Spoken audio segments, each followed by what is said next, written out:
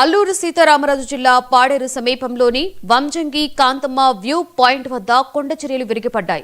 తెల్లవారుజామున భారీ కొండచర్యలు విరిగి ప్రధాన రహదారిపైకి జారిపడడంతో పాడేరు విశాఖపట్నం రహదారిపై రాకపోకలు నిలిచిపోయాయి.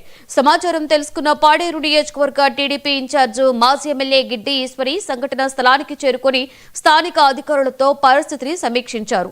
రోడ్డుపై అడ్డుగా పడిన రాళ్లను వెంటనే తొలగించి రవాణాను పునరుద్ధరించారు.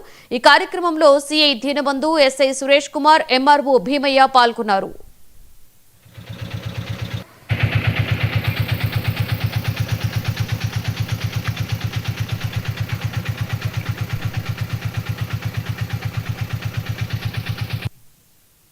నమస్తే అండి, అందరు ప్రజలకి నమస్తే.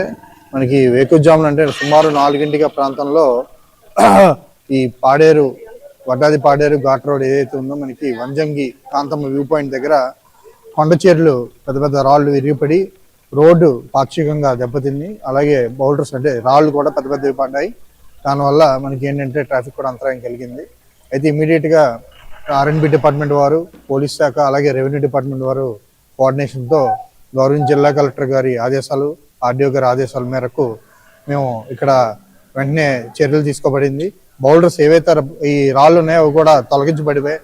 అయితే రోడ్డు కొంతవరకు పాక్షికంగా దెబ్బతినడం వల్ల మనం అది గ్రావెల్ అది వేసి కొంత రిస్టోర్ చేయాల్సిన అవసరం అయితే ఉంది. పాడేరు నుండి చోడవరం పోయే ఘాట్ రోడ్లో కొండచర్యలు రోడ్డుపై విరిగిపడి ఉన్నాయి. రోడ్డు కూడా కొద్దిగా కుంకు ఉంది కాబట్టి ప్రజా భద్రతా దృష్ట్యా అందరినీ కూడా ఘాట్ రోడ్ను పూర్తిగా మూసివేయబడింది.